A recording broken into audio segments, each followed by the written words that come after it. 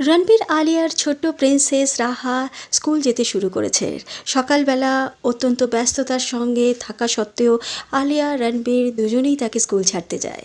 এই সুন্দর মুহূর্তটা তারা মিস করতে চায় না। তারা পরিপূর্ণ বাবা মা হতে চায়, তাই ছোট্ট রাহাকে তারা নিজেরাই নিয়ে যায়।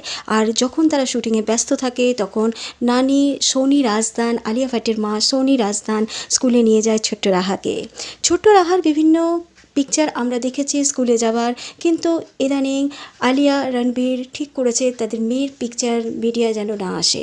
তাই অত্যন্ত কঠোরতার সঙ্গে তারা জানিয়ে দিয়েছে রাহার কোনো পিকচার যাতে না তোলা হয়, আর যদি কোনো কারণে রাহার পিকচার তোলা হয় তাহলে তারা লিগালি স্টেপ নেবেন।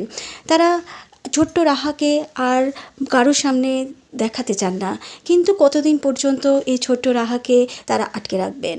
কারণ একটা সময় এই ছোট্ট রাহার পিকচার তারাই প্রত্যেকের সামনে নিয়ে এসেছেন তাকে দেখানোর জন্য।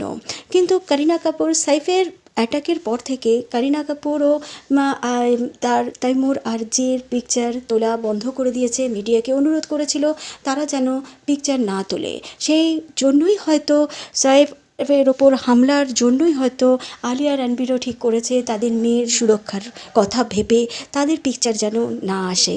দেখা যাক ছোট্ট রাহার পিকচার আমরা কতদিন না দেখতে পাই, আর কতদিনে বা আরও বড় অবস্থাতে আমরা রাহার পিকচার হয়তো দেখতে পাবো। কিন্তু তবুও মাঝে মধ্যে রাহার পিকচার চলে আসে, তার মুখে কোনো স্মাইলির ছবি বা লাভ সাইন দিয়ে তাকে তার ছবিকে মুখটাকে ঢেকে রাখা হয়।